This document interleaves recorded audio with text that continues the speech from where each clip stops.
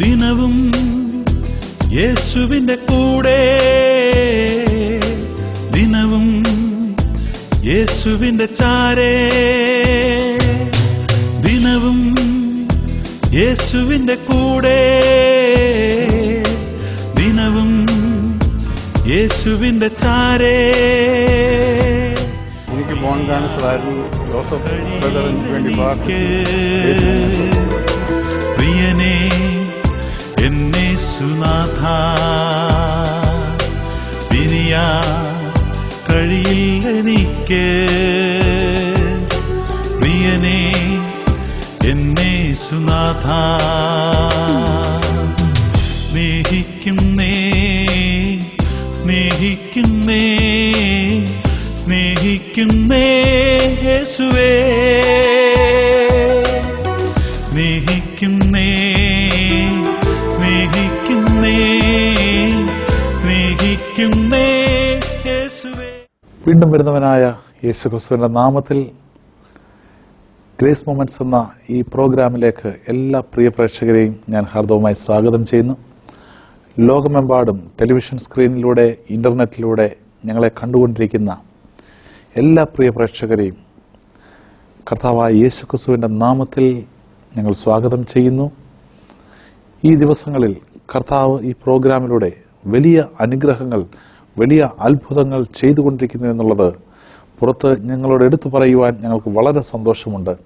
കർത്താവ് വലിയ അത്ഭുത രോഗസൗഖ്യങ്ങൾ, വിശേഷാൽ അനേക ഹോസ്പിറ്റലുകളിൽ നിന്ന് തള്ളിയ രോഗികൾ പൂർണ്ണ സൗഖ്യം പ്രാർത്ഥനയിൽ പ്രാപിക്കുന്നു എന്നുള്ളത് എടുത്തു പറയേണ്ട ഒരു കാര്യമാണ്. കർത്താവ് വലിയ അത്ഭുതങ്ങൾ ഈ നാളുകൾ ചെയ്തുകൊണ്ടിരിക്കുന്നു. ഇന്ന് നമ്മൾ കേൾക്കാൻ പോകുന്ന സന്ദേശം എബ്രായ ലേഖനം 3-ാം അധ്യായം 1-ാം വാക്യത്തിൽ നിന്നാണ്. കഴിഞ്ഞ ആഴ്ചയിലെ സന്ദേശത്തിന്റെ തുടർച്ചയായുള്ള ഭാഗമാണ് ഇന്ന് നമ്മൾ ശ്രവിക്കാൻ പോകുന്നത്. കഴിഞ്ഞ 4 ആഴ്ചകളിലായി നമ്മൾ ആ വാക്യത്തിൽ നിന്നുകൊണ്ട് തന്നെ വ്യത്യസ്തങ്ങളായ സന്ദേശങ്ങൾ കേട്ടു. വാക്യം ഇങ്ങനെയാണ്: അതുകൊണ്ട് വിശുദ്ധ സഹോദരന്മാരെ, സ്വർഗീയ വിളിക്ക് ഓഹരിക്കാരായുള്ളവരെ, നാം സ്വീകരിച്ചു പറയുന്ന അപ്പോസ്തലനും മഹാപുരോഹിതനുമായ യേശുവിനെ ശ്രദ്ധിച്ചു നോക്കുവിൻ. യേശുവിനെ ശ്രദ്ധിച്ചു നോക്കുന്ന ഒരു വ്യക്തിയുടെ ജീവിതത്തിൽ വളരെ വലിയ വ്യത്യാസങ്ങൾ ഉണ്ടാകും. സാധാരണ മറ്റു മനുഷ്യരെ നോക്കുന്നത് പോലെയല്ല, അതിൽ നിന്ന് വ്യത്യസ്തനായി യേശുവിനെ കാണുന്ന ഒരു വ്യക്തിക്ക് അവന്റെ ജീവിതത്തിൽ പ്രകടമായ മാറ്റങ്ങൾ വരുന്നത് അവന്റെ അനുഭവത്തിലൂടെ അവന് തിരിച്ചറിയുവാൻ പറ്റും. ഇന്ന് ഈ സന്ദേശത്തെക്കുറിച്ചാണ് നമ്മൾ കേൾക്കുവാൻ പോകുന്നത്. സന്ദേശത്തിലേക്ക് നമുക്ക് പ്രവേശിക്കാം. കൃപയേറും കർത്താവിലൻ വിശ്വാസം, അതിനാൽ ഹൃദയെന്തു നല്ല ആശ്വാസം. ദുരിതങ്ങൾ നിറയുമി ഭൂവാസം, കൃപയാൽ മനോഹരമാ. ദുരിതങ്ങൾ നിറയുമി ഭൂവാസം, കൃപയാൽ മനോഹരമാ.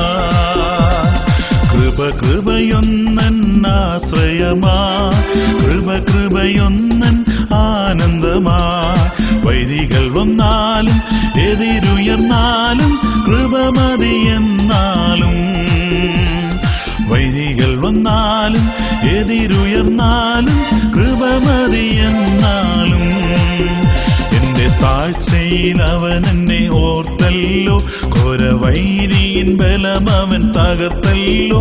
തന്റെ കൈകളിൽ അവൻ എന്നെ ചേർത്തല്ലോ, സ്തോത്രഗീതം പാടിടും ഞാൻ. തന്റെ കൈകളിൽ അവൻ എന്നെ ചേർത്തല്ലോ, സ്തോത്രഗീതം പാടിടും ഞാൻ.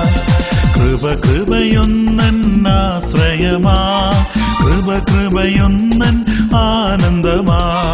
വൈരികൾ വന്നാലും എതിരുയർന്നാലും കൃപമതിയെന്നാലും, വൈരികൾ വന്നാലും എതിരുയർന്നാലും കൃപമതിയെന്നാലും.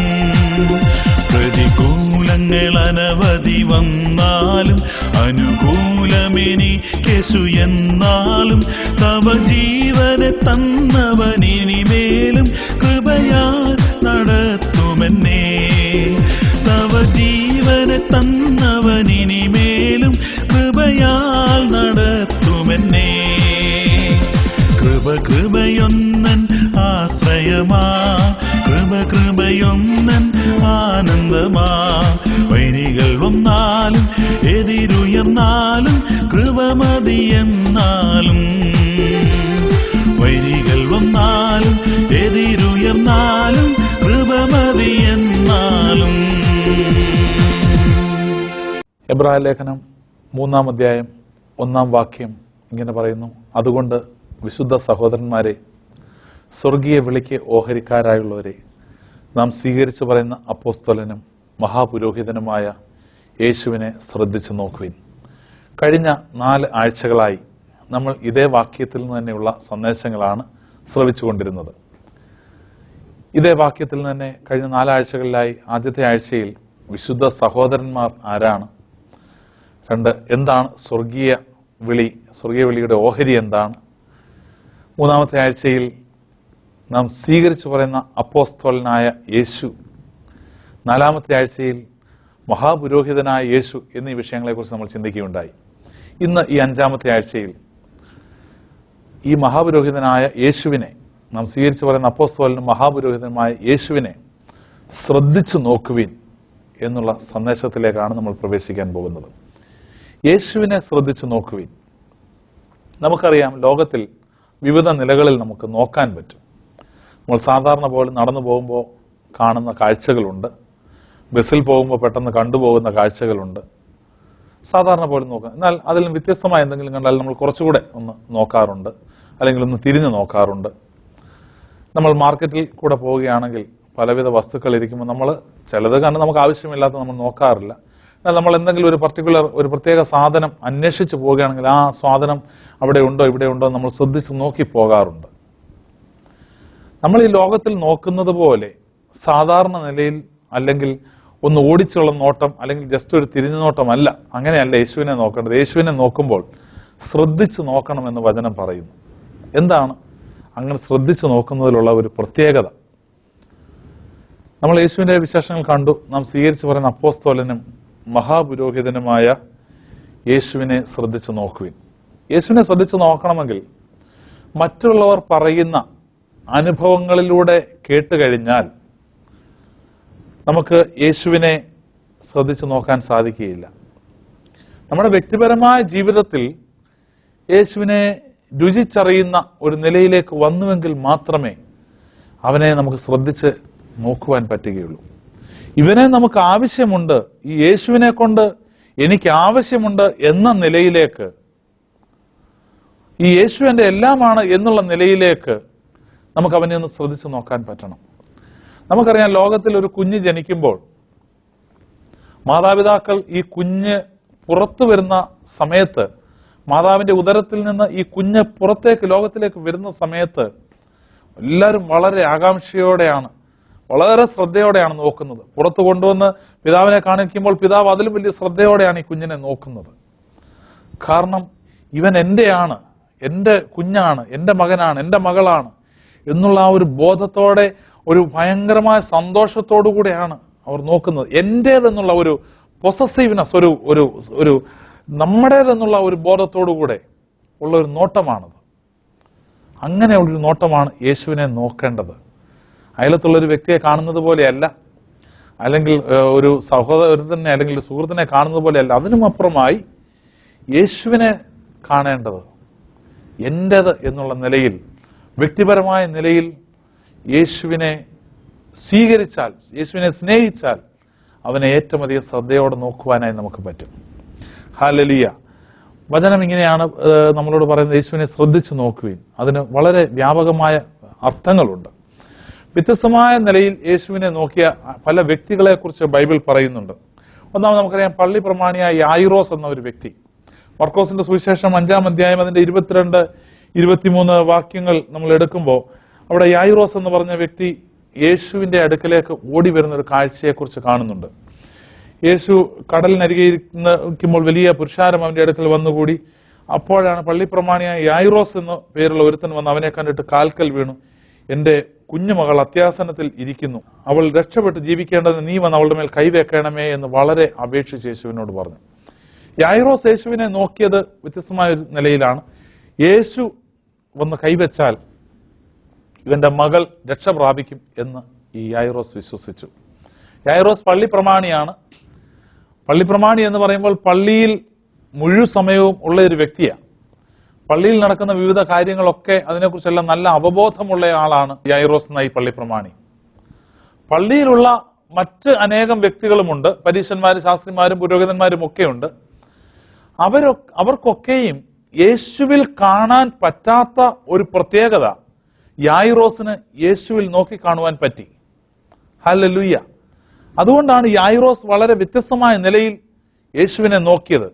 യേശുവിനെ ശ്രദ്ധിച്ചു നോക്കിയിട്ട് യായിറോസ് ഇങ്ങനെ ചിന്തിച്ചു, ഇവൻ വന്ന് എന്റെ കുഞ്ഞു മകളുടെ മേൽ കൈവച്ചാൽ അവൾക്ക് സൗഖ്യം വരും, അവൾ രക്ഷ പ്രാപിക്കും. കാരണം യായിറോസ് കണ്ടിട്ടുണ്ട് യേശു പലരെയും സൗഖ്യമാക്കുന്നത്. അന്ന് പല പള്ളി പ്രമാണികളും പല ശാസ്ത്രിമാരും പരീശന്മാരും പുരോഹിതന്മാരും ഒക്കെ ആ സൗഖ്യത്തെ വിമർശിച്ചപ്പോൾ, അല്ലെങ്കിൽ യേശു ശബത്തിൽ സൗഖ്യമാക്കിയപ്പോൾ ഇവൻ ശബത്തിൽ സൗഖ്യമാക്കുന്നത് വിഹിതമോ എന്ന് ചോദിച്ചുകൊണ്ട് യേശുവിനെ കുറ്റപ്പെടുത്തിയപ്പോൾ, അല്ലെങ്കിൽ ഇവൻ സൗഖ്യമാക്കുന്നത് ഇവന്റെ ശക്തി കൊണ്ടല്ല, ദൈവത്തിന്റെ ശക്തി കൊണ്ടല്ല, ഇവൻ ഭൂതങ്ങളുടെ തലവനായ ബേത്സബൂലിനെ കൊണ്ട് ഭൂതങ്ങളെ പുറത്താക്കുന്നു എന്ന് വിമർശിച്ചവർ ഒക്കെ ഒരു സാധാരണ നിലയിൽ യേശുവിനെ കണ്ടപ്പോൾ, അല്ലെങ്കിൽ മറ്റു നിലകളിൽ യേശുവിനെ കണ്ടപ്പോൾ അതിൽ നിന്നൊക്കെ വ്യത്യസ്തമായി യേശുവിനെ വളരെ ശ്രദ്ധിച്ച് നോക്കിയതുകൊണ്ട് യായിറോസിന് മനസ്സിലായി, എന്റെ കുഞ്ഞുമകളുടെ സൗഖ്യത്തിന് ഇവൻ ഒന്ന് കരം വെച്ചാൽ മാത്രം മതി.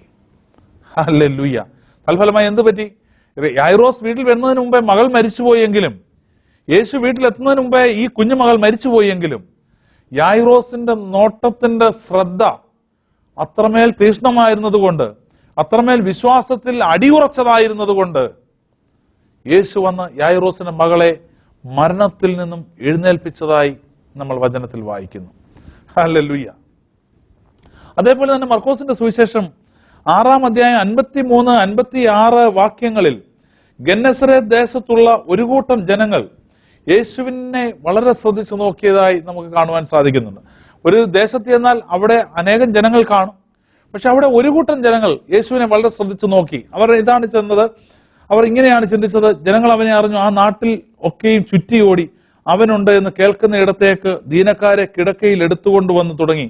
ഊരുകളിലോ പട്ടണങ്ങളിലോ കുടികളിലോ അവൻ ചെന്നിടത്തൊക്കെയും അവർ ചന്തകളിൽ രോഗികളെ കൊണ്ടുവന്ന് വെച്ചു. അവന്റെ വസ്ത്രത്തിന്റെ തൊങ്ങലെങ്കിലും തൊടേണ്ടതിന് അപേക്ഷിക്കുകയും അവനെ തൊട്ടവർക്കൊക്കെയും സൗഖ്യം വരികയും ചെയ്തു. ഗന്നസറേത്ത് എന്ന് പറയുന്ന ദേശത്തെ ഒരു കൂട്ടം ജനങ്ങൾ അവരിങ്ങനെ യേശുവിനെ ശ്രദ്ധിച്ചു നോക്കിയവരാ. അതുകൊണ്ട് തന്നെ യേശു ആ ദേശത്ത് എവിടെയെങ്കിലും എത്തിയാൽ, ഊരുകളിലെത്തിയാൽ, പട്ടണത്തിലെത്തിയാൽ, അല്ലെങ്കിൽ ഏതെങ്കിലും കുടികളിലെത്തിയാൽ, ചന്തസ്ഥലങ്ങളിലെത്തിയാൽ, ഈ ഒരു കൂട്ടം ജനങ്ങൾ ഓടി നടക്കുക. എന്തിനു വേണ്ടി? യേശുവിന്റെ അടുക്കലേക്ക് രോഗികളെ കൊണ്ടുവരുവാൻ. അവർക്കൊന്നറിയാം, യേശു കൈവച്ചാൽ, അല്ലെങ്കിൽ യേശുവിന്റെ വസ്ത്രത്തിന്റെ തൊങ്ങലെങ്കിലും തൊട്ടാൽ ഈ രോഗികൾ സൗഖ്യം പ്രാപിക്കും. യേശുവിനെ തൊട്ട് അനേകർ ഇവരുടെ വിശ്വാസത്താൽ സൗഖ്യം പ്രാപിച്ചു. ഇവർ വ്യത്യസ്തമായ നിലയിൽ മറ്റുള്ളവർ നോക്കിയതുപോലെ അല്ല ഇവർ യേശുവിനെ നോക്കിയത്.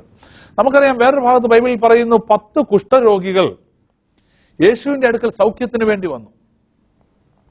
യേശു അവരെ സൗഖ്യമാക്കി, 10 പേരെ സൗഖ്യമാക്കിയിട്ട് യേശു അവരോട് ഇങ്ങനെ പറഞ്ഞു, നിങ്ങൾ പോയി മഹാപുരോഹിതന്മാരെ കാണിച്ച് അവർ കൽപ്പിക്കുന്ന വഴിപാട് കഴിക്കുക. ഈ 10 കുഷ്ഠരോഗികൾ യേശു പറഞ്ഞതനുസരിച്ച് പുരോഹിതന്മാരെ കാണിക്കുവാൻ പോയി, സാക്ഷ്യത്തിനായി പുരോഹിതന്മാരെ കാണിക്കുവാൻ പോയി. ഇവർ ചെന്ന് സാക്ഷ്യത്തിനായി പുരോഹിതന്മാരെ കാണിച്ചിട്ട് ഇവരിൽ 9 പേരും അവരുടെ വഴിക്ക് മടങ്ങിപ്പോയി. എന്നാൽ വ്യത്യസ്തമായ നിലയിൽ യേശുവിനെ ശ്രദ്ധിച്ചു നോക്കിയ ഒരു കുഷ്ഠരോഗി ഉണ്ടായിരുന്നു. അവൻ യേശുവിന്റെ അടുക്കൽ മടങ്ങി വന്ന് യേശുവിന് നന്ദി പറഞ്ഞതായി വചനത്തിൽ കാണുന്നു. യേശുവിനെ ശ്രദ്ധിച്ചു നോക്കിയാൽ, ദിവസവും അവൻ നമ്മെ നടത്തുന്ന വഴികളെക്കുറിച്ച് ചിന്തിച്ചാൽ, നമുക്ക് ദിനംതോറും മുഴുസമയവും അവന് നന്ദി പറയാതിരിക്കാൻ കഴിയുകയില്ല. അത്ര മേൽ ശ്രേഷ്ഠമായ അനുഭവങ്ങളിലൂടെയാണ് ഓരോ ദിവസവും യേശു നമ്മെ വഴി നടത്തിക്കൊണ്ടിരിക്കുന്നത്. വീണ്ടും ലൂക്കോസിന്റെ സുവിശേഷം 5-ാം അധ്യായം 12-13 വാക്യങ്ങളിൽ കുഷ്ഠരോഗിയായ ഒരു മനുഷ്യൻ യേശുവിന്റെ അടുക്കൽ വരുന്നു. ഇങ്ങനെയാണ് അവിടെ പറയുന്നത്, അവൻ പട്ടണത്തിൽ ഇരിക്കുമ്പോൾ കുഷ്ഠം നിറഞ്ഞ ഒരു മനുഷ്യൻ യേശുവിനെ കണ്ടു കവിണ്ണു വീണ്, കർത്താവേ, നിനക്ക് മനസ്സുണ്ടെങ്കിൽ എന്നെ ശുദ്ധമാക്കുവാൻ കഴിയുമെന്ന് അവനോട് അപേക്ഷിച്ചു. യേശു കൈനീട്ടി അവനെ തൊട്ടു, എനിക്ക് മനസ്സുണ്ട്, ശുദ്ധമാകുക എന്ന് പറഞ്ഞു. ഉടനെ കുഷ്ഠം അവനെ വിട്ടുമാറി. അവൻ പട്ടണത്തിൽ ഇരിക്കുമ്പോൾ കുഷ്ഠരോഗിയായ ഒരു മനുഷ്യൻ വന്നിട്ട് യേശുവിനോട് ഇങ്ങനെ പറഞ്ഞു, യേശുവെ, നിനക്ക് മനസ്സുണ്ടെങ്കിൽ എന്നെ ശുദ്ധമാക്കുവാൻ കഴിയും. നമുക്കറിയാം, ആ കാലഘട്ടത്തിൽ കുഷ്ഠരോഗികൾ പട്ടണത്തിൽ വരുവാൻ പാടുള്ളതല്ല. ആ സമയത്താണ് യേശു പട്ടണത്തിൽ ഇരിക്കുമ്പോൾ ഒരു കുഷ്ഠരോഗി അവന്റെ അടുക്കൽ വന്നത്. 4 പേർ കൂടുന്നിടത്ത് വരുവാൻ ഒരു കുഷ്ഠരോഗിക്ക് അനുവാദമില്ല. കാരണം കുഷ്ഠരോഗി അശുദ്ധനായ മനുഷ്യനാണ്, അശുദ്ധമായ രോഗം ബാധിച്ച മനുഷ്യനാണ്. അതുകൊണ്ട് അവന് മനുഷ്യർ കൂടുന്നിടത്ത് എങ്ങും ചെല്ലാൻ പറ്റുകയില്ല. ഇവനൊരു കാര്യം മനസ്സിലായി. ഇവൻ യേശുവിനെ ശ്രദ്ധിച്ചു നോക്കിയപ്പോൾ, കഴിഞ്ഞ നാളുകളിലെ യേശുവിന്റെ ജീവിതവും യേശുവിന്റെ പ്രവർത്തനങ്ങളും ശ്രദ്ധിച്ചു നോക്കി ഇവന് മനസ്സിലായി, ഞാൻ യേശുവിന്റെ അടുക്കൽ ചെന്നാൽ ആരും എന്നെ കുറ്റം വിധിക്കത്തില്ല, എന്നെ ശിക്ഷിക്കത്തില്ല. കാരണം ഞാൻ തിരിച്ച് കുഷ്ഠരോഗിയായി ഇവന്റെ അടുക്കൽ നിന്ന് മടങ്ങി പോകത്തില്ല. ഞാൻ എന്റെ രോഗത്തിന് പൂർണ്ണ സൗഖ്യവുമായി അല്ലാതെ ഇവന്റെ അടുക്കൽ നിന്ന് മടങ്ങി പോകത്തില്ല എന്ന് പൂർണ്ണ ബോധ്യമുള്ള കുഷ്ഠരോഗി സമൂഹത്തിന്റെ വിലക്കുകളെ വകവയ്ക്കാതെ, സമൂഹത്തിന്റെ ആചാരങ്ങളെ മറികടന്നുകൊണ്ട് യേശുവിന്റെ അടുക്കലേക്ക് ചെന്നിട്ട് ഇങ്ങനെ പറഞ്ഞു, നാഥ, നിനക്ക് മനസ്സുണ്ടെങ്കിൽ എന്നെ ശുദ്ധമാക്കുവാൻ കഴിയും. അവന്റെ ശ്രദ്ധയോടുകൂടിയ നോട്ടം യേശുവിന് അവന്റെ വിശ്വാസത്തിന്റെ മേൽ, അവന്റെ ആ നോട്ടത്തിന്റെ മേൽ പ്രവർത്തിക്കാതിരിക്കാൻ കഴിയാത്ത നിലയിൽ യേശു അവനെ സൗഖ്യമാക്കുന്നതായി ആ ഭാഗത്ത് നമ്മൾ കാണുന്നുണ്ട്. ഹല്ലേലൂയ. പിന്നെയും നമുക്കറിയാം ലാസറിന്റെ അനുഭവം. ബഥാനിയയിലെ ലാസർ, യോഹന്നാന്റെ സുവിശേഷം 11-ാം അധ്യായം 21-ാം വാക്യത്തിൽ മാർത്ത ഇങ്ങനെ യേശുവിനോട് പറഞ്ഞു, കർത്താവേ, നീ ഇവിടെ ഉണ്ടായിരുന്നെങ്കിൽ എന്റെ സഹോദരൻ മരിക്കത്തില്ലായിരുന്നു. മാർത്തയും മറിയയും യേശുവിനെ ശ്രദ്ധിച്ചു നോക്കിയ രണ്ട് സഹോദരിമാരാണ്. മാർത്ത എന്താ പറഞ്ഞത്? യേശു, നീ ഇവിടെ ഉണ്ടായിരുന്നെങ്കിൽ എന്റെ സഹോദരൻ മരിക്കത്തില്ലായിരുന്നു. അത്രയും നാളത്തെ ലോകത്തിലെ ജീവിതം വെച്ച് സാധാരണ നിലയിൽ ഒരു വ്യക്തിക്ക് അങ്ങനെ പറയാൻ പറ്റത്തില്ല. കാരണം ലോകത്ത് അസുഖം വരുന്ന മനുഷ്യൻ മരിക്കും. വൈദ്യന്മാർ ചികിത്സിക്കും, ചികിത്സ കൊണ്ട് ഫലിച്ചില്ലെങ്കിൽ അവർ മരിക്കും. അത് സാധാരണ സംഭവമാണ്. പക്ഷെ മാർത്ത അവളുടെ വിശ്വാസം പറഞ്ഞ എന്താണെന്ന് നോക്കി, യേശു, നീ ഇവിടെ ഉണ്ടായിരുന്നെങ്കിൽ എന്റെ സഹോദരൻ മരിക്കത്തില്ലായിരുന്നു. അതിന്റെ അർത്ഥം മാർത്ത അപ്പുറം കണ്ടൊരു വെളിപ്പാടാണ് വിളിച്ചു പറഞ്ഞത്. മരണത്തെ തകർക്കുന്ന ഒരു ജയം ഇവന്റെ ഉള്ളിൽ ഇരിപ്പുണ്ടെന്നുള്ള പൂർണ്ണ വിശ്വാസം മാർത്തയുടെ ഉള്ളിൽ വ്യാപരിച്ചിരുന്നു. ആ വിശ്വാസമാണ് മാർത്ത വിളിച്ചു പറഞ്ഞത്, കർത്താവെ, നീ ഇവിടെ ഉണ്ടായിരുന്നെങ്കിൽ, യേശുവെ, നീ ഇവിടെ ഉണ്ടായിരുന്നെങ്കിൽ എന്റെ സഹോദരൻ മരിക്കത്തില്ലായിരുന്നു. ഹല്ലേലൂയ. യേശു അവളോട് മറുപടി പറഞ്ഞു, വിശ്വസിക്കുക, എന്നാൽ നീ കർത്താവിന്റെ മഹത്വം കാണും. ഇത്രമേൽ ശ്രദ്ധിച്ചു നോക്കിയ ഒരുവൾക്ക് വേണ്ടി യേശുവിന് ഒരു അത്ഭുതം പ്രവർത്തിക്കാതിരിക്കാൻ പറ്റത്തില്ല. പ്രിയമുള്ള ദൈവത്തിന്റെ പൈതലേ, ഇന്ന് യേശുവിനെ ശ്രദ്ധിച്ചു നോക്കുവാൻ നിനക്ക് സാധിക്കുന്നുണ്ടോ? നിന്റെ ജീവിതത്തിൽ പല വിഷയങ്ങൾ വരുമ്പോൾ നീ പ്രാർത്ഥിക്കാറുണ്ട്. മറ്റുള്ളവർ പറയും യേശുവിനോട് പ്രാർത്ഥിക്കും, നിനക്ക് വിടുതൽ കിട്ടുമെന്ന് പറയുമ്പോൾ നീ യേശുവിനോട് പ്രാർത്ഥിക്കാറുണ്ട്. അല്ലെങ്കിൽ മറ്റുള്ളവർ പ്രാർത്ഥിക്കുന്നത് കണ്ടിട്ട് നീ പ്രാർത്ഥിക്കാറുണ്ട്. പക്ഷേ യേശുവിനെ ശ്രദ്ധിച്ചു നോക്കിയാൽ അവന് നിനക്ക് വേണ്ടി പ്രവർത്തിക്കാതിരിക്കാൻ കഴിയത്തില്ല എന്നൊരു പൂർണ്ണമായ വിശ്വാസം നിന്റെ ജീവിതത്തിലുണ്ടോ? പ്രിയ സഹോദര സഹോദരി, എന്നെ കേട്ടുകൊണ്ടിരിക്കുമ്പോൾ നിന്റെ ജീവിതത്തിൽ എത്ര കടുപ്പമേറിയ വിഷയങ്ങളാകട്ടെ, നിന്നെ തകർത്തു കളയുമെന്നുള്ള വിഷയമാകട്ടെ, ഇനി ജീവിതത്തിൽ ഒരു സ്റ്റെപ്പ് പോലും മുൻപോട്ട് വെക്കാൻ പറ്റത്തില്ല എന്ന് നീ തന്നെ ചിന്തിച്ചിരിക്കുന്ന മണ്ഡലങ്ങളാകട്ടെ, യേശുവിനെ ശ്രദ്ധിച്ചു നോക്കുവാൻ നിനക്ക് മനസ്സുണ്ടോ? നിന്റെ ജീവിതത്തിൽ വിടുതലുണ്ട് നിശ്ചയം. വാഗ്ദത്തങ്ങളിൽ വിശ്വസ്തൻ, വാക്ക് പറഞ്ഞാൽ മാറാത്ത നല്ല കർത്താവ്, ഞാൻ നിന്നെ ഒരു നാളും കൈവിടുകയുമില്ല, ഉപേക്ഷിക്കുകയുമില്ല എന്ന് പറഞ്ഞ നല്ല കർത്താവ്, നിന്റെ ഭാരങ്ങൾ എന്റെ മേൽ ഇട്ടുകൊള്ളുവിൻ, ഞാൻ അവയെ ചുമന്നുകൊള്ളാം, ഞാൻ നിന്നെ പുലർത്തിക്കൊള്ളാം എന്ന് നമ്മോട് പറഞ്ഞ വാഗ്ദത്തം പറഞ്ഞ നല്ല യേശു. നീ അവനെ ശ്രദ്ധിച്ചു നോക്കുവാൻ തയ്യാറാണെങ്കിൽ, അവന്റെ വാഗ്ദത്തങ്ങളിൽ ഒരുപടി കടന്ന് വിശ്വസിക്കുവാൻ തയ്യാറാണെങ്കിൽ, അവൻ നിനക്ക് വേണ്ടി ഇന്നും അത്ഭുതം ചെയ്യുന്നത് നിനക്ക് കാണുവാൻ സാധിക്കും. പത്രോസിനെ നോക്കിയാട്ട്, പത്രോസിനറിയാം ഇവൻ വ്യത്യസ്തനായ ഒരു മനുഷ്യനാണ്. അതുകൊണ്ടാണ് എല്ലാവരും വിട്ടുപോയപ്പോ യേശു പറഞ്ഞു, നിങ്ങൾക്കും വേണമെങ്കിൽ എന്നെ വിട്ടിട്ട് പോകാം. പത്രോസ് യേശുവിനോട് ഒരു കാര്യം പറഞ്ഞു, നാഥ, നിത്യജീവന്റെ മൊഴികൾ നിന്റെ പക്കലാണുള്ളത്, നിന്നെ വിട്ടിട്ട് ഞങ്ങൾ എവിടെ പോയി വസിക്കും? പത്രോസ് യേശുവിനെ വ്യത്യസ്തനായി നോക്കിയ മനുഷ്യനാ. അതുകൊണ്ടാണ് തള്ളി പറഞ്ഞിട്ടും താൻ പിന്നത്തേതിൽ മടങ്ങി വന്നത്. ഭയങ്കര ദുഃഖം മനസ്സിലുണ്ടായിട്ട് യേശുവിന്റെ ഒറ്റ നോട്ടം അവന് ഭയങ്കരമായ ദുഃഖമുണ്ടാക്കി പൊട്ടിക്കരഞ്ഞുകൊണ്ട് തള്ളി പറഞ്ഞതെല്ലാം വിട്ടുമാറ്റി അവൻ ഉപേക്ഷിച്ച് പശ്ചാത്തപിച്ച് യേശുവിന്റെ അടുക്കൽ അവൻ മടങ്ങി വന്നു. യേശുവിനെ വിട്ടൊരിക്കലും പോകാൻ പത്രോസിന് പറ്റത്തില്ല.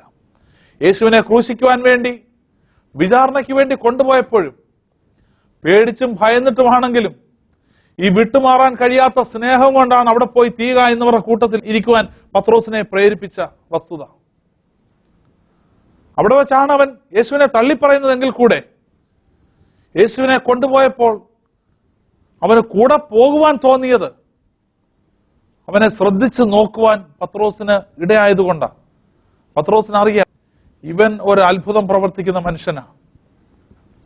പത്രോസിനറിയാം ഇവനെ ശ്രദ്ധിച്ചു നോക്കിയവരാരും നിരാശരായി പോയിട്ടില്ല. ഇന്നിവനെ ക്രൂശിക്കാൻ കൊണ്ടുപോയാലും നാളെ എന്നൊരു ദിവസമുണ്ടെങ്കിൽ എനിക്ക് നിരാശപ്പെടേണ്ട ഒരു അവസ്ഥ വരുത്തില്ലെന്ന് പത്രോസിനറിയാം. കാരണം പത്രോസിന്റെ ജീവിതത്തിൽ അത് പലതവണ വെളിപ്പെട്ടിട്ടുള്ള കാര്യമാണ്. പൗലോസിന്റെ ജീവിതത്തിലേക്ക് നോക്കി റോമാലേഖനത്തിൽ പൗലോസ് പറയുന്നു, ക്രിസ്തുയേശുവിലുള്ള സ്നേഹത്തിൽ തന്നെ വേർപിരിപ്പാൻ ആർക്ക് കഴിയും? നമുക്കറിയാം, ദമസ്കോസിന്റെ പടിവാതിൽക്കൽ വെച്ച് ക്രിസ്ത്യാനികളെ ഉപദ്രവിക്കുവാൻ മഹാപുരോഹിതന്മാരുടെ അധികാര പത്രവും വാങ്ങി യാത്രയായ വ്യക്തിയാണ് പൗലോസ് എന്ന ശൗൽ. യാത്രയായ വ്യക്തിയാണ് പൗലോസ് എന്ന ശൗൽ. ദമാസ്കസിന്റെ പടിവാതിൽക്കൽ എത്തിയപ്പോൾ സൂര്യനെ വെല്ലുന്ന ഒരു വെളിച്ചം പൗലോസിനെ ചുറ്റി മിന്നി. പൗലോസ് നിലത്ത് വീണു, കുതിരയുടെ പുറത്തുനിന്ന് നിലത്ത് വീണു. ആ താഴെ വീണ വീഴ്ചയിൽ തന്നെ അവിടെ കടന്നുകൊണ്ട് പൗലോസ് വിളിച്ചു ചോദിച്ചു, നീ ആരാകുന്നു കർത്താവേ? പൗലോസിന് ആ വീഴ്ചയിൽ തന്നെ മനസ്സിലായി, ഞാൻ എങ്ങനെയാണ് താഴെ വന്നത്, അതുകൊണ്ടാണ് നീ ആരാകുന്നു കർത്താവേ എന്ന് ചോദിച്ചത്. ഉയരത്തിൽ ശബ്ദം കേട്ടു, നീ ഉപദ്രവിക്കുന്ന യേശു ആണ് ഞാൻ. പൗലോസെ, മുള്ളിനോട് ഉതയ്ക്കുന്നത് നിനക്ക് വിഷമമാകുന്നു. പൗലോസിനറിയാം ഇവനെ മറികടന്ന് പോകാൻ പറ്റത്തില്ല. പൗലോസ് വ്യത്യസ്തമായി യേശുവിനെ ശ്രദ്ധിച്ചു നോക്കിയ വ്യക്തിയാണ്. അതുകൊണ്ടാണ് എന്ത് പ്രശ്നങ്ങൾ വന്നിട്ടും പ്രതിസന്ധികൾ വന്നിട്ടും താൻ വിശ്വസിച്ച് എന്തൊന്നിനു വേണ്ടി അടിയുറച്ചു നിന്നോ ആ മതത്തിൽ നിന്ന് തനിക്ക് ഏറിയ ഉപദ്രവങ്ങൾ ഉണ്ടായിട്ടും യേശുവിനോടുള്ള സ്നേഹത്തിൽ നിന്ന് വിട്ടുപോകാൻ പറ്റാതെ പൗലോസ് ഇങ്ങനെ വിളിച്ചു പറഞ്ഞു, ക്രിസ്തുയേശുവിലുള്ള സ്നേഹത്തിൽ നിന്ന് നമ്മെ വേർപിരിക്കുന്നത് ആര്? അത് കഷ്ടതയോ പട്ടിണിയോ നഗ്നതയോ ഉപദ്രവമോ ആപത്തോ വാളോ ഇവയിൽ എന്ത് വന്നാലും ഇവയിൽ ഒന്നിനും യേശു ക്രിസ്തുവിലുള്ള സ്നേഹത്തിൽ നിന്ന് എന്നെ വേർപിരിക്കാൻ കഴിയില്ലെന്ന് പൗലോസ് വിളിച്ചു പറഞ്ഞു. റോമാലേഖനം 8-ാം അധ്യായം അതിന്റെ 35 മുതൽ 39 വരെയുള്ള വാക്യങ്ങളിൽ ഈ കാര്യത്തെക്കുറിച്ച് പൗലോസ് വളരെ വ്യക്തമായി വിളിച്ചു പറയുന്നുണ്ട്. പൗലോസ് വീണ്ടും പറയുന്നു, നാമോ നമ്മെ സ്നേഹിച്ചവൻ മുഖാന്തരം ഇതിലൊക്കെയും നാം പൂർണ്ണ ജയം പ്രാപിക്കുന്നു. കഷ്ടതയാണോ? അതിന്റെ മേൽ ഞാൻ ജയം പ്രാപിക്കുന്നു. പട്ടിണിയാണോ? അതിന്റെ മേൽ ഞാൻ ജയം പ്രാപിക്കുന്നു. സങ്കടമാണോ? അതിന്റെ മേൽ ഞാൻ ജയം പ്രാപിക്കുന്നു. ഉപദ്രവമാണോ? അതിന്റെ മേൽ ഞാൻ ജയം പ്രാപിക്കുന്നു. ആപത്താണോ? അതിന്റെ മേൽ ഞാൻ ജയം പ്രാപിക്കുന്നു. വാളാണോ എനിക്കെതിരെ വരുന്നത്? അതിന്റെ മേൽ ഞാൻ ജയം പ്രാപിക്കുന്നു. വീണ്ടും പൗലോസ് ഇങ്ങനെ വിളിച്ചു പറഞ്ഞു, മരണത്തിനോ ജീവനോ ദൂതന്മാർക്കോ വാഴ്ചകൾക്കോ അധികാരങ്ങൾക്കോ ഇപ്പോഴുള്ളതിനോ വരുവാനുള്ളതിനോ ഉയരത്തിനോ ആഴത്തിനോ മറ്റ് യാതൊരു സൃഷ്ടിക്കോ നമ്മുടെ കർത്താവായ യേശു ക്രിസ്തുവിലുള്ള സ്നേഹത്തിൽ നിന്ന് എന്നെ വേർപിരിക്കാൻ കഴിയത്തില്ല. പൗലോസ്, എന്താ ഇത്ര തന്റെ ഇടത്തോടെ നീ പറയുന്നത്? യേശു ക്രിസ്തുവിലുള്ള സ്നേഹത്തിൽ നിന്നെ പിരിക്കാൻ കഴിയത്തില്ലെന്ന്. കാരണം യേശുവിന്റെ സ്നേഹത്തിന്റെ ആഴം നന്നായി തിരിച്ചറിഞ്ഞ വ്യക്തിയാണ് പൗലോസ്. അതുകൊണ്ടാണ് കൃപയുടെ ലേഖനങ്ങൾ എഴുതുവാൻ പൗലോസിന് ഈ വെളിപ്പാട് ലഭിച്ചത്. ഈ സ്നേഹത്തെ ആഴത്തിൽ മനസ്സിലാക്കിയത് കൊണ്ടാണ് മറ്റുള്ള അപ്പോസ്തലന്മാർ എഴുതിയതിൽ നിന്ന് വ്യത്യസ്തമായി കൃപ തുളുമ്പി നിൽക്കുന്ന ലേഖനങ്ങൾ എഴുതുവാൻ പൗലോസിന് ഇടയായത്. ഹല്ലേലൂയ. പൗലോസ് പറയുന്നു, മരണത്തിന് തന്നെ അവന്റെ അടുക്കൽ നിന്ന് മാറ്റാൻ കഴിയത്തില്ല. പൗലോസിനറിയാം മരണത്തെ ജയിച്ചവനാണ് അവൻ. വാഴ്ചകൾക്കോ അധികാരങ്ങൾക്കോ പറ്റത്തില്ല. കാരണം അധികാരവും പത്രവും കയ്യിലേന്തിക്കൊണ്ട് നടന്നവനാണ് ഞാൻ. എനിക്കറിയാം. അതുകൊണ്ട് ഈ അധികാരങ്ങൾക്കൊന്നും എന്നെ ക്രിസ്തുയേശുവിലുള്ള സ്നേഹത്തിൽ നിന്ന് വേർപിരിക്കാൻ കഴിയത്തില്ലെന്ന് പൗലോസ് ഉറച്ചങ്ങ് വിശ്വസിക്കും. പൗലോസ് പറഞ്ഞതുപോലെ യേശുവിനെ ശ്രദ്ധിച്ചു നോക്കുവാൻ നമുക്ക് സാധിക്കുമോ? കടഭാരത്തിൽ അകപ്പെട്ടവർക്ക് വ്യത്യസ്തമായ നിലയിൽ യേശുവിനെ കാണാൻ പറ്റുമോ? രോഗത്തിൽ അകപ്പെട്ടവർക്ക് യേശുവിനെ ശ്രദ്ധിച്ചൊന്ന് നോക്കുവാൻ പറ്റുമോ? ദുശ്ശീലങ്ങളിൽ അടിമകളായവർക്ക് യേശുവിനെ ശ്രദ്ധിച്ചൊന്ന് നോക്കാൻ പറ്റുമോ? നിന്റെ ജീവിതത്തിൽ വലിയൊരു മാറ്റമുണ്ടാകും. ഹല്ലേലൂയ. ഈ ബൈബിൾ ഉടനീളം നമ്മൾ വായിച്ചു നോക്കുമ്പോൾ യേശുവിനെ ശ്രദ്ധയോടെ നോക്കിയവർക്ക് ആർക്കും അവരുടെ ജീവിതത്തിൽ നിരാശപ്പെടേണ്ട വന്നിട്ടില്ല. നമുക്കറിയാം, വ്യഭിചാരിയായ ഒരു സ്ത്രീ, അവളെ ഓടിച്ചു കൊണ്ടുവന്ന യേശുവിന്റെ അടുക്കൽ. പക്ഷേ അവൾ വ്യത്യസ്തമായ തലത്തിൽ യേശുവിനെ നോക്കിക്കണ്ടു. അവിടെ വിശദീകരിക്കാൻ ഏറെയുണ്ട്. ഞാൻ ആ ഭാഗത്തേക്ക് കടക്കുന്നില്ല. നിങ്ങൾക്ക് ഏവർക്കും അറിയാവുന്ന ഒരു സംഭവ ഭാഗമാണത്, വചനഭാഗമാണത്. അവിടെ യേശു അവളോട് പറയുന്നു, ഇവരാരും നിന്നെ കുറ്റം വിധിച്ചില്ലേ? ഞാനും നിന്നെ വിധിക്കുന്നില്ല. നീ സമാധാനത്തോടെ പോക, ഇനിമേൽ പാപം ചെയ്യരുത്. അവൾ യേശുവിന്റെ അടുക്കൽ ഭാരത്തോടെ എത്തപ്പെട്ടുവെങ്കിൽ, മരണഭീതിയോടെ അവൾ യേശുവിന്റെ അടുക്കൽ എത്തപ്പെട്ടെങ്കിൽ, സമാധാനത്തോടെ സന്തോഷത്തോടെ മടങ്ങിപ്പോകുന്ന ഒരു വ്യക്തിയായി വചനം നമുക്ക് മുൻപിൽ അവളെ വെളിപ്പെടുത്തി കാണിക്കുന്നു. ഈ ദിവസങ്ങളിൽ പ്രിയ ദൈവത്തിന്റെ പൈതലേ, എന്നെ കേട്ടുകൊണ്ടിരിക്കുന്ന സഹോദര സഹോദരി, യേശുവിനെ മറ്റുള്ളവർ നോക്കിയതിൽ നിന്ന് വ്യത്യസ്തമായി, അല്ലെങ്കിൽ നമ്മൾ മറ്റു പല കാര്യങ്ങൾ കണ്ടതിൽ നിന്നും വ്യത്യസ്തമായി യേശുവിനെ ശ്രദ്ധിച്ചു നോക്കുവാൻ നമുക്ക് സാധിക്കുന്നുണ്ടോ? നമ്മുടെ ജീവിതം വ്യത്യസ്തമായ ഒരു അനുഭവത്തിൽ കൂടെ കടന്നു പോകുന്നത് കാണുവാൻ നമുക്ക് സാധിക്കും. ഈ യേശുവിനെ ശ്രദ്ധിച്ചു നോക്കുവാൻ ദൈവമായ കർത്താവ് ഈ സന്ദേശം കേട്ടുകൊണ്ട് നിങ്ങളെ ഏവരെയും ബലപ്പെടുത്തട്ടെ എന്ന് ഞാൻ പ്രാർത്ഥിക്കുന്നു. God bless you all. നമുക്ക് പ്രാർത്ഥിക്കാം. സ്വർഗീയ പിതാവേ, ഇന്ന് ഈ സന്ദേശം കേട്ടുകൊണ്ടുന്ന ഈ പ്രിയ മക്കളെ ഞങ്ങളുടെ കരങ്ങളിൽ ഏൽപ്പിച്ച് പ്രാർത്ഥിക്കുന്നു. കർത്താവെ, യേശുവിനെ ശ്രദ്ധിച്ചു നോക്കുവാൻ വചനം പറയുമ്പോൾ ഈ ദിവസങ്ങളിൽ ഞങ്ങൾക്ക് അതിനുള്ള കൃപ നൽകേണ്ടതിനായി ഞങ്ങൾ പ്രാർത്ഥിക്കുന്നു. കർത്താവേ, കഴിഞ്ഞ നാളുകളിൽ ഞങ്ങൾ സാധാരണ പോലെ യേശുവിനെ നോക്കി. എന്നാൽ അതിൽ നിന്ന് വ്യത്യസ്തമായി ഇന്ന് ഈ സന്ദേശം ഞങ്ങളുടെ ഉള്ളിൽ വന്നപ്പോൾ മുതൽ വ്യത്യസ്തമായ നിലയിൽ യേശുവിനെ ഒന്ന് ശ്രദ്ധിച്ചു നോക്കുവാൻ കർത്താവ് ഞങ്ങളെ സഹായിക്കണമേ. കർത്താവെ, അവനെ ശ്രദ്ധിച്ചു നോക്കിയവരുടെ അനുഭവങ്ങളെക്കുറിച്ച് ഞങ്ങൾ കേട്ടു. അവരെല്ലാം വ്യത്യസ്തരായി മാറിയതുപോലെ ഈ നാളുകളിൽ ഞങ്ങളുടെ ജീവിതത്തിൽ വ്യത്യസ്തമായ അനുഭവങ്ങളെ സ്വർഗം കൊണ്ടുവരുവാൻ പോകുന്ന വലിയ വിശ്വസ്തതകൾക്കായി ഞങ്ങളങ്ങനെ സ്തുതിക്കുന്നു, സ്തോത്രം ചെയ്യുന്നു. കർത്താവെ, ഇപ്പോൾ രോഗികളായി ഈ സന്ദേശം കേട്ടുകൊണ്ടിരിക്കുന്ന മക്കൾക്ക് വേണ്ടി ഞാൻ പ്രാർത്ഥിക്കുന്നു. യേശുവിൻ നാമത്തിൽ ഇപ്പോൾ ആ രോഗബന്ധനങ്ങൾ അവരുടെ ശരീരത്തിൽ നിന്ന് വിട്ട് ഒഴിഞ്ഞു പോകാൻ കൽപ്പിക്കുന്നു. യേശുവിനെ ശ്രദ്ധിച്ച് നോക്കുന്നതിലൂടെയുള്ള അത്ഭുത രോഗസൗഖ്യം അവരുടെ ജീവിതത്തിൽ ഇപ്പോൾ വന്നു ചേരട്ടെ. ബ്രദർ ബെന്നി സൈനസൈറ്റിസ് മുഖാന്തരം പ്രയാസം അനുഭവിക്കുന്ന അതികഠിനമായ തലവേദനയാൽ ഭാരപ്പെടുന്ന ബ്രദർ ബെന്നി എന്നൊരു വ്യക്തിയെ യേശു ഇപ്പോൾ സൗഖ്യമാക്കുന്നു. അത്ഭുത രോഗസൗഖ്യം നിന്റെ ജീവിതത്തിൽ ഇപ്പോൾ വന്നു ചേരട്ടെ. പിറവം എന്ന സ്ഥലത്തിരുന്നു കൊണ്ടാണ് നീ എന്നെ ഇപ്പോൾ കേൾക്കുന്നത്. ഇപ്പോൾ നീ ആയിരിക്കുന്ന സ്ഥലത്ത് കർത്താവിൻ്റെ അത്ഭുത കരം ഇറങ്ങി പ്രിയ സഹോദരൻ ബെന്നിയെ തൊടുന്നത് ഞാൻ പരിശുദ്ധാത്മാവിൽ കാണുന്നു. അത്ഭുത രോഗസൗഖ്യം തൻ്റെ മേൽ കർത്താവ് കൊടുത്തതിനാൽ നന്ദി. കർത്താവെ, രോഗത്തിലായിരിക്കുന്ന അനേകം മക്കളുണ്ടല്ലോ, അങ്ങയുടെ കരം ഇപ്പോൾ അവരെ എല്ലാവരെയും സ്പർശിക്കണമേ. ആർക്കും സൗഖ്യമാക്കാൻ പറ്റാത്ത രോഗങ്ങൾ എൻ്റെ യേശുവിൻ്റെ കരത്തിൻ്റെ സ്പർശനത്താൽ ഇപ്പോൾ സൗഖ്യമാകുന്ന കൃപയ്ക്കായി സ്തോത്രം. കർത്താവ് വിടുവിച്ചതിനാൽ നന്ദി. രോഗികളെ സൗഖ്യമാക്കിയതിനാൽ സ്തോത്രം. യേശുവിൻ നാമത്തിൽ തന്നെ ആമേൻ. കർത്താവ് വലിയ അത്ഭുതങ്ങൾ നിങ്ങൾക്ക് വേണ്ടി ചെയ്തിട്ടുണ്ട്. വലിയ രോഗസൗഖ്യങ്ങൾ കർത്താവ് നിങ്ങളുടെ മേൽ വരുത്തി കഴിഞ്ഞു. നമുക്ക് ഒന്നിച്ച് കർത്താവിനെ ചേർന്ന് സ്തുതിക്കാം. യേശുവിനെ ശ്രദ്ധിച്ച് നോക്കുവാനുള്ള കൃപ ഇനിയും ധാരാളമായി സർവശക്തി നിങ്ങളുടെ മേൽ പകരട്ടെ. അടുത്ത ആഴ്ച ഇതേ സമയം ഇതേ ചാനലിൽ നമുക്ക് വീണ്ടും കാണാം. അതുവരെ സർവശക്തൻ തന്റെ ചെറുകിന്റെ നിഴലിൽ നിങ്ങളെ മറക്കട്ടെ. I bless you in Jesus name. ആമേൻ. സിലുവൈ തൻ തോളതിലേ സിതറും തൻ വേർവയിലേ സിലുവൈ തൻ തോളതിലേ സിതറും തൻ വേർവയിലേ